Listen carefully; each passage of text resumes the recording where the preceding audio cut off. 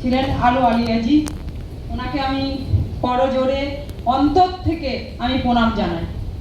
এবং এখানে যারা আছেন বিশেষ বিশেষ ব্যবসা এবং যারা সামনে আছেন এবং বিশেষ মানে গুণীমানী ব্যক্তি লোকরা, তাদেরকে আমি করজোড়ে প্রণাম জানাই।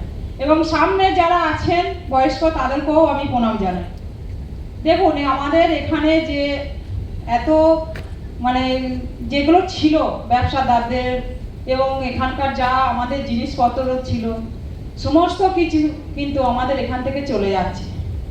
তাই আমাদের মোদিজি যে ভাবনা চিন্তা যেটা নিয়েছেন, যে এখানে আমাদের সব কিছু বিদেশ থেকে আনিয়ে একদম সুন্দর মডেল তৈরি করার জন্য আমাদের মোদিজি যে ভাবনা চিন্তা ভাবনা করছেন, সমস্ত ব্যবসাদার, সমস্ত কারিগরদেরকে তাদের যদি সহযোগিতা কোনোভাবে আমার তরফ থেকে লাগে, আমি সব রকমভাবে তাদেরকে সহযোগিতা করব এবং যা যা করণীয় আমি তাদেরকে করব।